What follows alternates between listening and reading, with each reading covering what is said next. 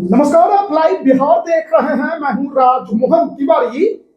देखिए, बिहार में प्रचंड बहुमत के साथ नई सरकार बनी है और उसके बाद जो सरकार के मंत्री हैं वो भी एक्टिव मोड में है। सबसे ज्यादा चर्चा उप मुख्यमंत्री और राजस्व भूमि सुधार विभाग के मंत्री विजय कुमार सिन्हा जी की हो रही है, जिस तरीके से विभाग के अधिकारियों को टाइट किए हुए हैं।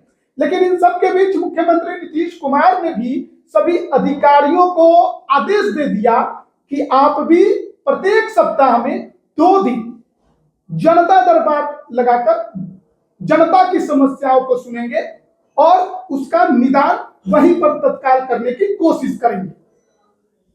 आदेश आते रहते हैं और नौकरशाह किस तरीके से काम करते हैं ये किसी से छुपा नहीं है।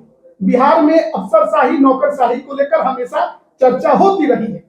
इसके अलावा सासाराम नगर निगम की बात कर ली जाए, जिन्होंने शिक्षकों को इतना बड़ा काम दिया है, जिसकी जिम्मेदारी लेने के बाद शिक्षक भी हतप्रभ है कि क्या करे क्या नहीं करे। अब उनको अपने गली में अपने क्षेत्र में कुत्तों की गिनती करनी है।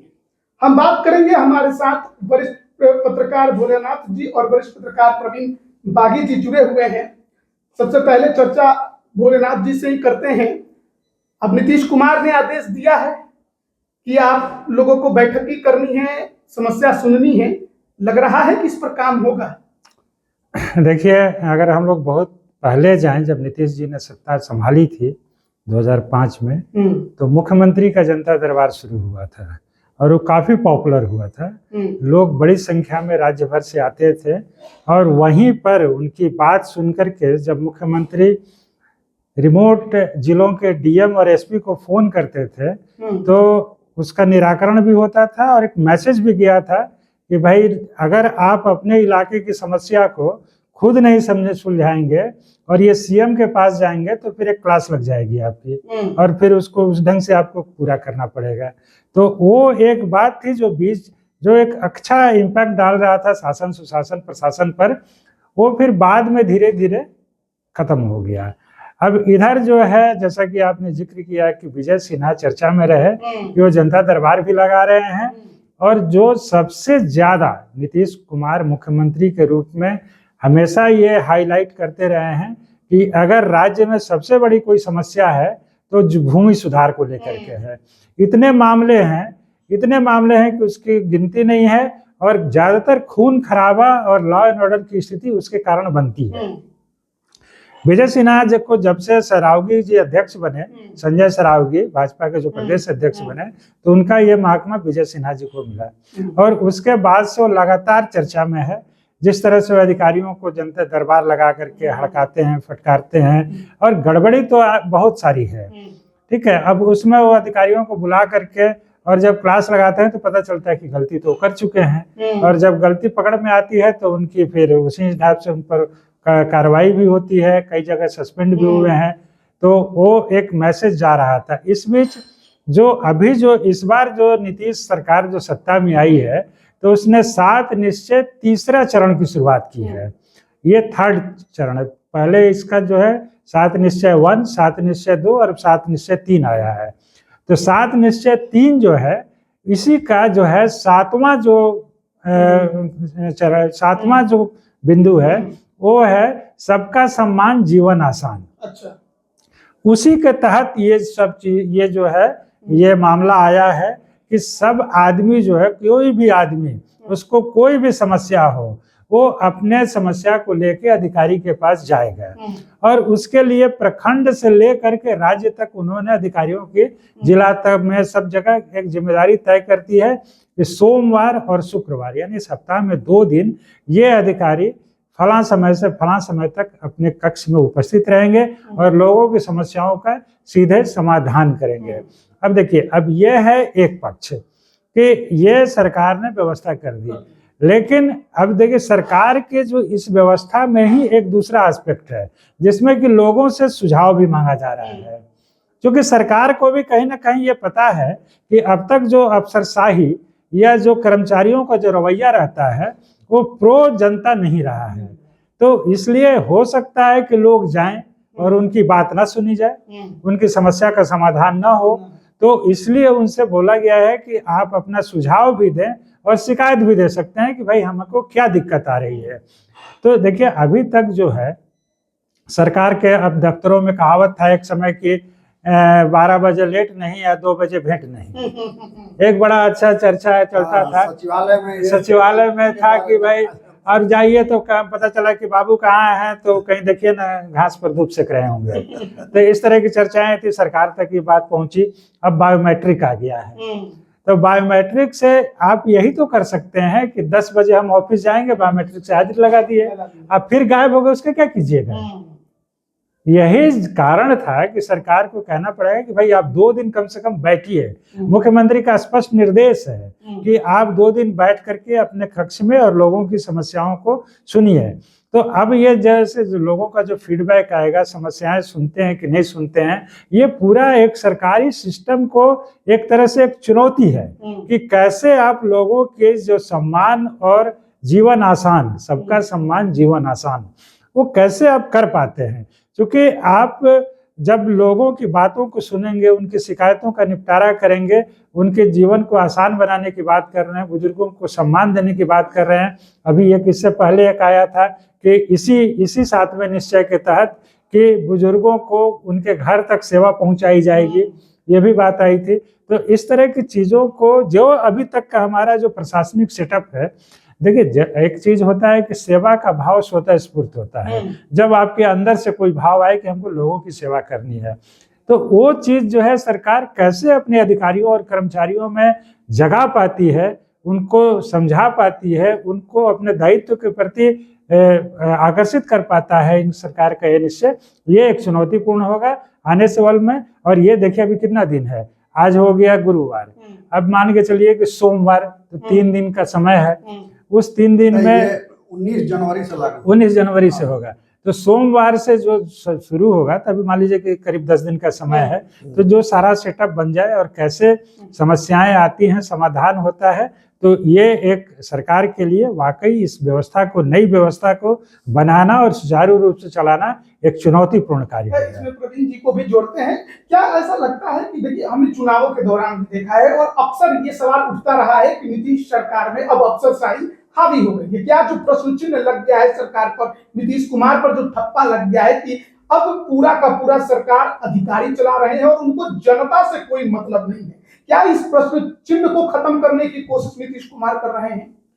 देखिए एक इसका मकसद ये भी है, मगर जो बड़ी बात है वो ये कि इसमें कोई संदेह नहीं कि मुख्यमंत्री नीतीश कुमार बिहार को बदलना चाहते हैं। उनके मन में दर्द है, पीड़ा है कि बिहार आखिर आगे क्यों नहीं बढ़ रहा है और अधिकारी यहाँ काम क्यों नहीं कर रहे हैं। इतनी समस्याएं हैं, इतने लोग अभाव में पीड़ित हैं और अधिकारी उनकी सुनते नहीं हैं, आम लोगों से मिलते नहीं हैं, उनका समाधान नहीं करते हैं। तो इसलिए वो बदलाव चाहते हैं और इसीलिए तरह तरह के प्रयोग वो समय समय पर करते रहते हैं, मगर दुर्भाग्य कहिए कि वो तमाम प्रयोग फेल हो जाते हैं। देखिए जनता दरबार तो नीतीश कुमार भी खूब लगाते रहे, लेकिन कई बार ये शिकायत है कि एक ही फरियादी 3 बार जनता दरबार मुख्यमंत्री तभी उसकी बात बिल्कुल वो शुरुआती दौर में प्रभावित था। 2006 में 5 में सत्ता में आए नीतीश जी और 2006 से उन्होंने शुरू किया था जनता दरबार और 6 से 16 तक चला, 10 साल तक लगातार जनता दरबार चला। तो शुरुआती दौर में ये जनता दरबार प्रभावित था, अधिकारियों में एक भय था कि मुख्यमंत्री के पास कोई शिकायत लेकर पहुंच जाएगा तो क्या होगा पता नहीं, सस्पेंड हो जाएंगे, कार्रवाई हो जाएगी। तो उस भय से थोड़ा काम उस समय हुआ, कुछ साल 2 साल तक वो प्रभावित रहा। उसके बाद धीरे धीरे उन्होंने देख लिया कि हम तो नीतीश कुमार के दिल में रहते हैं अफसर, तो दिल में रहते हैं और कार्रवाई कुछ नहीं उसके बाद होने लगी। वो फोन भी करते थे, उसको कहा भी जाता था अधिकारियों को। तो कई बार तो जो पीड़ित है वो आके जनता दरबार में ये भी कहा कि मैं जब गया उस आपके कहने पर उस अधिकारी के यहाँ, तो उसने कहा कि बड़का गए थे सीएम के यहाँ, जाओ वही काम करेंगे, हमारे पास क्या किया है। ये उनके मुंह पर कहा लोगों ने, मगर उस अधिकारी का बाल भी बांका नहीं हुआ। एक बार सहरसा के डीएम को उन्होंने फोन लगाया सीएम ने और उन्होंने पूछा कि भाई इसका काम करने, डीएम उल्टे उन्हीं को हड़का दिया सीएम को। तब फिर कहा गया कि भाई ये मुख्यमंत्री बात कर रहे हैं, अधिकारियों ने कहा कि मुख्यमंत्री तुमसे बात कर रहे हैं। तब वो थोड़ा सा संभला और फिर आदर से उनसे बात किया, मगर उस अधिकारी पर कोई कार्रवाई नहीं। मान लीजिए मुख्यमंत्री नहीं है तो आम आदमी से डीएम बात नहीं करेंगे। तो बात यह है कि मुख्यमंत्री की नीयत ठीक है, वो चाहते हैं कि बिहार में बदलाव हो, अच्छे काम हो, लोगों की परेशानी कम हो, मगर जो यहाँ की नौकरशाही है वो मंद बुद्धि बालक की तरफ बिहेव करती है।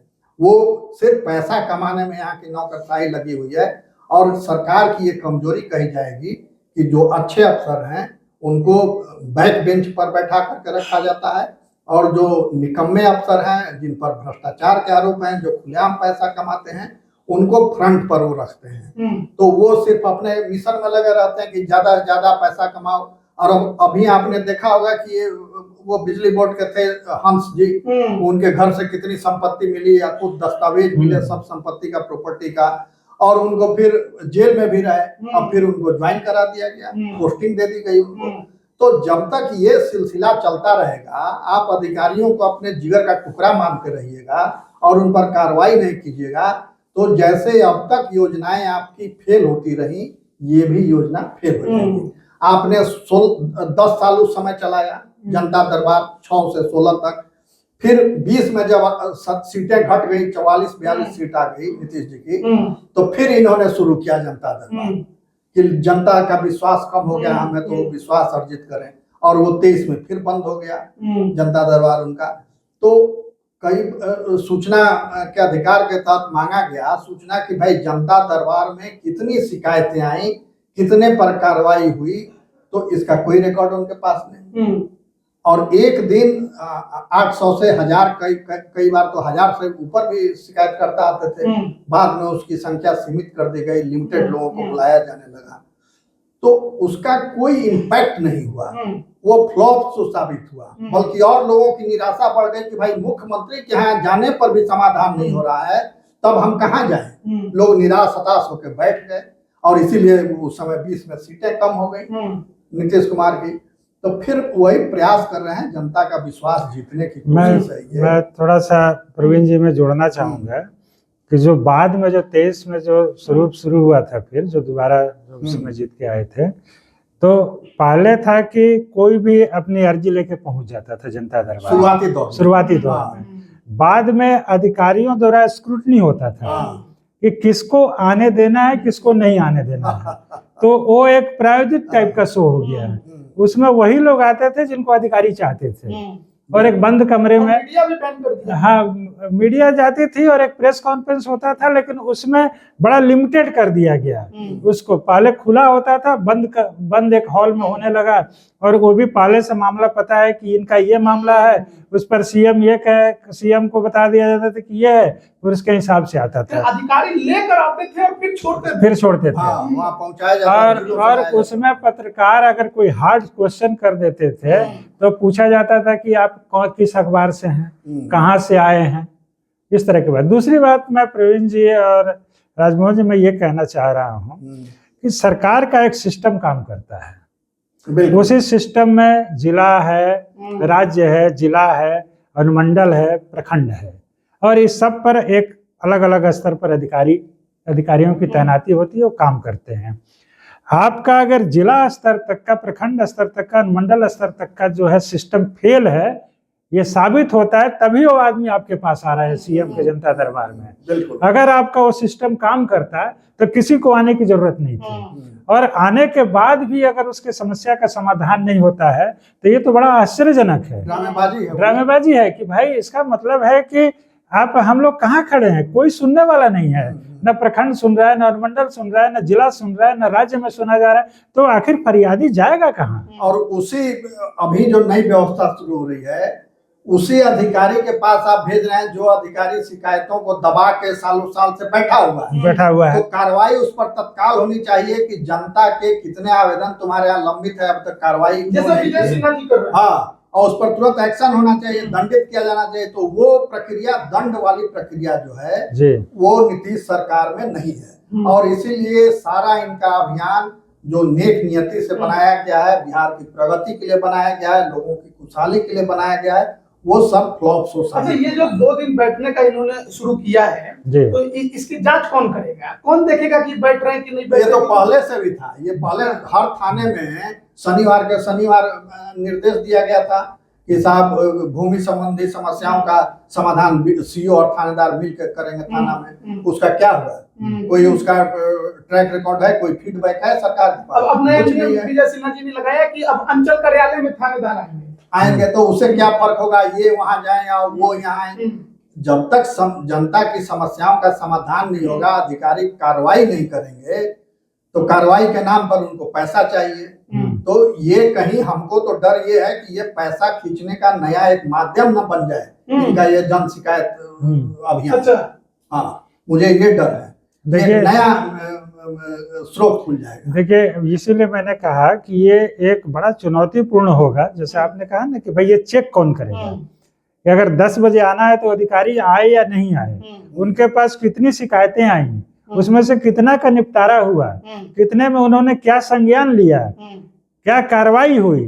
तो ये जो चीजें हैं ये सरकार के लिए बहुत चुनौतीपूर्ण, उसके लिए एक सिस्टम जो है पूरा बनाना होगा कि हर चीज का एक रिकॉर्ड हो, ताकि आप बताए ना कि भाई जब मांगा गया आरटीआई से तो कोई रिकॉर्ड ही नहीं था कि कितनी समस्याएं आई, कितना निष्पादन हुआ, किसका किनका। वही नहीं, जब यात्रा पर जाते थे वहां भी शिकायतें लेते थे, लिखित शिकायत। और एक बार तो वो फोटो भी छपी अखबारों में कि जो शिकायत भर कर लिया गया, बोरा में भरा गया, बोरा वहीं फेंक के लोग चले आए। बताइए अधिकारी उनके, बताइए, मुख्यमंत्री सचिवालय के अधिकारी, बोरा वहीं चौर में फेंका हुआ मिला और सरकार। देखिए उसमें एक चीज और भी है, जो एक धारणा है आम लोगों में सरकार के सिस्टम के प्रति। सरकार के सिस्टम में कौन है? अधिकारी हैं, कर्मचारी हैं। एक धारणा आम लोगों के मन में यह बनी हुई है कि ये सैलरी जो इनको मिलती है वो सिर्फ ये ऑफिस जाने के लिए लेते हैं, काम करने के लिए इनको अलग से चाहिए पैसा। तो ये जो धारणा है ये भी एक सरकार की चुनौती होगी कि आम लोगों की इस धारणा को कैसे तोड़ते हैं। ये तभी टूटेगा जब लोगों की जेन्युइन शिकायतों को सुना जाएगा, उसका त्वरित निष्पादन होगा और दोषी अधिकारियों पर कार्रवाई होगी। वरना फिर जैसा प्रवीण जी बता रहे हैं कि ये भी एक वैसा ही एक सोच साबित होगा जिस तरह की बातें पहले आती रही हैं। तो देखिए बात यह है कि आप कोई निर्णय लेते हैं तो उसमें जो सिस्टम बनता है वो सिस्टम आपका कितना कारगर हुआ, कितना कामयाब हुआ, उसी से सफलता तय होती है। विजय सिन्हा जी उन्होंने जो शुरू किया है और दिख रहा है कि विभाग के अंदर खलबली मची हुई है, मुख्यमंत्री तक चिट्ठी पहुंच रही है कि इस तरह से काम नहीं हो पाएगा। अच्छा, ये जब मंत्री बनकर अपने विभाग में इस तरीके से काम कर सकते हैं तो हर विभाग किसी न किसी मंत्रालय के अंतर्गत ही आता है, तो दूसरे मंत्री इस तरीके से काम क्यों नहीं करते हैं? देखिए विजय सिन्हा जी जो कर रहे हैं तो उस पर भी एक बहुत तरह के सवाल उठ रहे हैं कि जैसे हम जो लोगों को जो फीडबैक मिलता है उसमें हम सब जानते हैं कि सीओ की तैनाती कैसे होती है। तो एक सीओ की जब उस तरह से तैनाती होगी तो आप उस पर रोक कैसे लगाइएगा? एक धारणा ये भी है कि कोई अधिकारी आते हैं, कोई मंत्री आते हैं, 1-2-3 चेक पॉइंट और बना देते हैं। आम लोगों में जाके पूछिए, वो कहते हैं कि जितना चेक पॉइंट बनता है उनका खर्चा और बढ़ जाता है। तो इसका जब तक फलाफल नहीं निकलेगा, लोगों की समस्याओं का समाधान नहीं होगा, तब तक तो अभी कुछ कहना जो है मुनासिब नहीं होगा। अच्छा, ये सासाराम वाली घटना को कैसे देख रहे हैं? ये जो चिट्ठी निकली है कि शिक्षक अब घूम कर क्षेत्र में अब जो आवारा कुत्ते हैं इनकी गिनती करेंगे, इसको आप कैसे देख रहे हैं? वही है जो मैंने कहा कि बिहार की ब्यूरोक्रेसी मंद बुद्धि बालक की तरह बिहेव करती है। तो वहाँ जो प्रशासक हैं नगर निगम के, वो भी उसी श्रेणी में आते हैं। अब बताइए, भला आवारा कुत्तों की गिनती आप कैसे कीजिएगा भाई? वो आप उधर जाइएगा, कुत्ते उधर भाग जाएंगे, तब कुत्ते के पीछे कुत्ता बन के दौड़िएगा तभी गिनती होगा। वो पता कैसे चलेगा एक ही साथ 10 कुत्ता है या 5 उधर भाग गया, 5 उधर भागे? तो ये एकदम हास्यास्पद ये निर्देश है। और उनकी, हमको तो लगता है कि मैंने क्या सोच के ये आदेश उन्होंने दिया। सुप्रीम कोर्ट कह रहा है कि कुत्तों को हटाइए सार्वजनिक स्थान से, बार बार फटकार लगा रहा है, मगर एक तो कुत्ता प्रेमी लोग चले आ रहे हैं कि नहीं, कुत्ते भी उनके प्राणों की रक्षा होनी चाहिए, उनके साथ मानवीय व्यवहार होना चाहिए, सद्भावनापूर्ण व्यवहार होना चाहिए, भले वो काट खाएं किसी को। और अस्पतालों में जाइए तो रेबीज के टीके नहीं मिलेंगे। तो ये इस पर ध्यान देने के बजाय कि कैसे उसको दुरुस्त किया जाए। अब कुत्ते की गिनती करके आप क्या कीजिएगा? मान लीजिए कि पता चला कि 10,000 कुत्ते सासाराम शहर में आए, तो आप क्या कीजिएगा उससे? अरे जो कुत्ते दिखे सड़क पर घूमते उनको पकड़िए, पकड़ के वो जो बनाना है केज हाउस, वहाँ केज हाउस में ले जाकर डालिए। ये मतलब इस पे क्या आपको नहीं लगता कि शिक्षा विभाग को देखिए इसमें एक चीज और भी है राजमोहन जी, जो आपने ये सवाल किया, ये केवल सासाराम की बात नहीं है। मैंने बक्सर और आरा और कई दूसरे नगर निगमों से भी ये बात आई है। वहाँ पर भी, हाँ, वहाँ पर भी शिक्षकों को कहा गया है कि आप ये गणना कीजिए। अब बेचारे शिक्षक SIR करें, जनसंख्या गिने, लोगों की गणना करें, पशुओं की गणना करें, कुत्तों की गणना करें, तो मतलब हमको नहीं लग रहा कि इतनी गणना के बाद उनको पढ़ाने के लिए कब समय मिलेगा। और अप्रैल से जनगणना शुरू हो रही है। तो ये पूरे सिस्टम का, सही कह रहे हैं, कि जो एक सोच दिखाता है कि हमको किससे क्या काम लेना है। अब शिक्षक का काम है पढ़ाना, तो उसको पढ़ाना छोड़ करके आप कहते हैं कि कुत्ता से लेकर जानवर तक, पशु तक गिनती जितना करना है कर लीजिए, पढ़ाइए मत पढ़ाइए। आप बताइए। अब उसके बाद ये आएगी बात कि बच्चों का परफॉर्मेंस अच्छा नहीं होता है। अब STET की परीक्षा हुई थी, आधे शिक्षक फेल कर गए। अब बताइए, तो जो पढ़ेगा ही नहीं या पढ़ाएगा ही नहीं, वो क्या करेगा? तो बच्चों की गुणवत्ता भी शिक्षा की प्रभावित होती है उससे, क्योंकि वो खुद ही जाने। अब उस कुत्ता गिनेगा तो पढ़ेगा कब और बच्चों को पढ़ाएगा कब? तो वो तो मतलब तो क्या शिक्षा मंत्री क्या कर रहे हैं? क्या वो उनका नहीं बनता है कि वो भी कुछ एक्शन ले इस पर, कि आप बेतुका काम दे रहे हैं हमारे विभाग के अध्यापक तो को? बिल्कुल ये उनको एक सरकार, हमारा तो मानना है कि जो सरकार 7 निश्चय में इतने तरह के जो काम कर रही है, तो उसमें एक इस तरह का जो मिसलेनियस वर्क है उसके लिए एक अलग कैडर बना दे, मिसलेनियस कैडर बना दे, और उसमें 2-4 लाख लोगों को बहाल कर दे कि तुम लोग वर्ष भर यही सब काम करते रहो। तो उससे कम से कम शिक्षक के लोगों को पढ़ाने का तो मौका मिलेगा। और वो ये काम दे दीजिए, वैसे भी क्षेत्र में घूमते रहते हैं। और वो होम गार्ड की तरह रख रहे हैं, जैसे होम गार्ड जितने दिन ड्यूटी है उतने दिन भुगतान होता है। तो आप जो कैडर बनाइए, जब तक काम लीजिए भुगतान कीजिए, फिर वो अपना काम करेंगे। बिल्कुल। तो ऐसा ढीला ढाला एक संगठन जरूरी है, जो आप अच्छी बात कर रहे हैं, सुझाव आपका ये बिहार में शिक्षा की सबसे ज्यादा मतलब दिखाई देते हैं क्या कि जो कुछ भी काम है आप सीधे सीधे उन्हीं को दे दीजिए आदेश, कुछ भी करना है शिक्षक, इसलिए कि उनकी रीच गांव तक है। शिक्षकों की रीच गांव तक, विद्यालय है तो रीच उनकी गांव तक है। डॉक्टर भी गांव तक है, कंपाउंडर भी गांव तक है, तो उनको कह नहीं सकते क्योंकि इमरजेंसी सेवा है मेडिकल, तो बच जाते हैं बेचारे शिक्षक। उनको जूत दीजिए। अब शिक्षक बेचारे ना नहीं कर पाते, ना कहिएगा तो सस्पेंड हो जाइएगा। नहीं, अब तो ये सवाल उठेगा कि जब यही शिक्षक चुनाव कार्य में लगते हैं तो BLO कहलाते हैं, block level, booth level officer. अब ये कुत्ता गिनेंगे तो क्या कहनाएंगे, जरा सा इसका भी नामकरण सोच लीजिए आप लोग। अच्छा, यही एक मामला नहीं है। पटना नगर निगम ने अभी घोषणा की है कि सार्वजनिक स्थान पर थूकते हुए पाए गए तो 500 रुपए जुर्माना। तो पकड़ेगा कौन सा? आप थूक के वहां से चल दिए उधर, तो कौन आपको निगरानी करेगा? कौन देख रहा है कि आप वहां थूके हैं? नहीं, तो उसके लिए जो सरकार जो 34 फॉरेंसिक लैब, जो चलंत फॉरेंसिक लैब हर जिले को दी है, तो उसका एक गाड़ी हर चौराहे पर तैनात करे, जो थूक का जो सैंपल लेकर के चेक करे कि भाई फला आदमी का ये थूक है। सही बता रहे हैं आप कि भाई कैसे चेक होगा? आदमी थूक के निकल गया, अब वो थूक का सैंपल बिना टेस्ट चेक किए आप कहिए हमारा नहीं है, तो कहेगा कि नहीं आपका है। सार्वजनिक जीवन में, सार्वजनिक क्षेत्र में धूम्रपान भी निषेध है। हास्यास्पद। देखिए ये जो जुर्माना की जगह सरकार ये लोगों को जागरूक करे कि भाई ये आपका शहर है, आपकी जगह है, आप इसको गंदा मत कीजिए। मैं बड़ा आश्चर्य लगता है मुझे कि मैं सब्जी कभी लेने गया, कभी किसी छोटे मोटे दुकान से कुछ खाने पीने की चीजें लेने गया, तो मैं देखता हूँ कि वो जहाँ बैठा हुआ है अपनी रोजी रोटी लेकर के, वो सामने उसको थूकता रहता है। चाहे वो मिठाई की दुकान हो, चाहे वो पकौड़े की दुकान हो, चाहे वो सब्जी की दुकान हो, वो जहाँ अपनी रोजी लेके बैठा होता है, जहाँ वो अपना रोजगार कर रहा होता है, उसी के सामने थूकता रहता है। तो ये क्या है?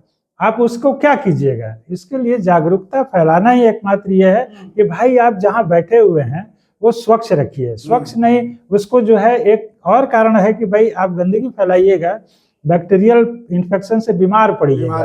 आपके घर में वो बीमारी जाएगी। तो ये इस तरह की चीजें व्यवस्था। अच्छा आप जो है आप अभी देख लीजिए, एक चीज और भी है, आप शौचालय तो है नहीं शहर में, मान लीजिए कि किसी ना शौचालय है ना मूत्रालय है, किसी मान लीजिए कि जेंट्स तो कहीं भी कुछ अपना इंतजाम कर लेते हैं, महिलाओं के लिए कितनी दिक्कत होती है। मैंने भागलपुर में देखा है, वहां पर दुकानदार बताते थे कि हम लोग अपने घरों में इनको ले जाते हैं, कहीं रोड पर नहीं है कुछ व्यवस्था।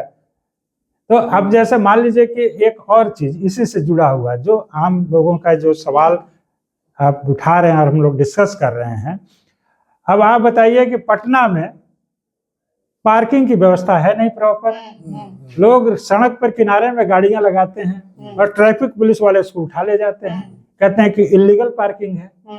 तो आपने क्या किसी को पार्क करने के लिए शहर में जगह दी है क्या? पहले तो ये तय होना चाहिए ना।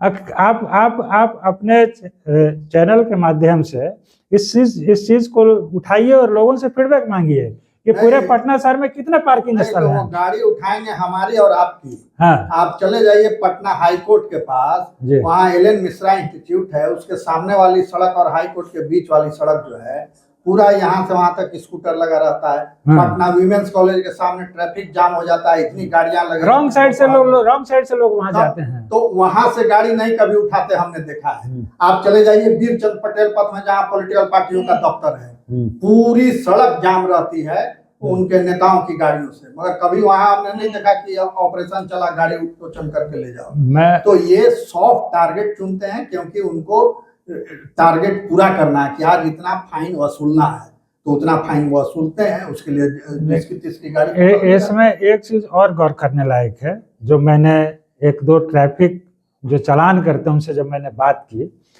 मैंने कहा कि देखिए रोड पर सब्जी बेचने वाला या अतिक्रमण करके जो दुकानदार रोड पर है, वो रोड पर बढ़ता चला जाता है, गाड़ियां चलनी मुश्किल होती हैं।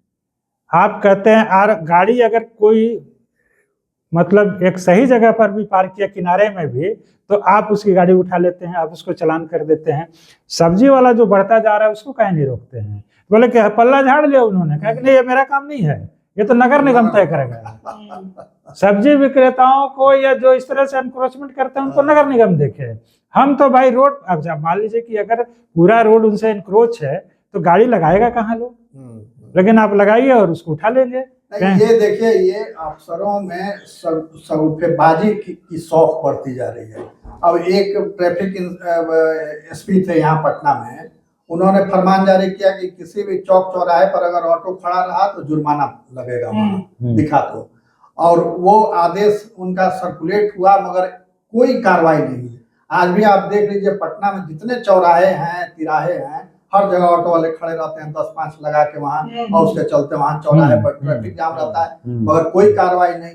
तो अफसरों में सस्ती लोकप्रियता लेने के लिए, चर्चा में रहने के लिए ये एक टेंडेंसी बढ़ती जा रही है कि कुछ भी घोषणा कर दो, उसी में ये भी घोषणा है कि थूकने वालों को जुर्माना का। अरे आपका मुख्य काम है शहर को साफ सुथरा रखना, वो तो आप पूरा उठा ही नहीं पा रहे हैं। रैंकिंग में आपका पटना नीचे आ गया स्वच्छता रैंकिंग में, और हर चौक चौराहे पर मोहल्ले में आप घूम लीजिए, कूड़े वहाँ जमा है, लोग फेंक रहे हैं। कूड़े वाली गाड़ी जो है वो रेगुलर घूम नहीं रही है, जा नहीं रही है, और जो गाड़ी चल भी रही है उसमें नंबर प्लेट नहीं है, उसका प्रदूषण नहीं है, मगर उसको कोई चेक करने वाला नहीं है।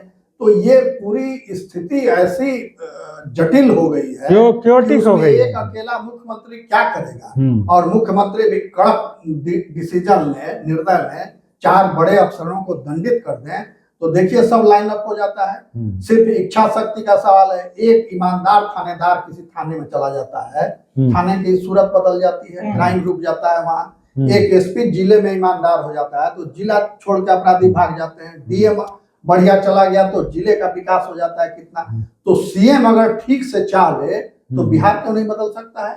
शासन की हनक होनी चाहिए, बिल्कुल। तो हम लोग बातचीत कर रहे थे आज जनहित के मुद्दों को लेकर, चाहे जनता दरबार लगाने की बात अधिकारियों को, नीतीश कुमार का जो आदेश निर्देश है, या फिर सासाराम में जो नगर निगम का फरमान आया है शिक्षकों के लिए, और जिस तरीके का माहौल अभी शहरों में बन रहा है। आप इस पर क्या राय रखते हैं, कमेंट जरूर करिएगा। आप सभी का बहुत बहुत धन्यवाद।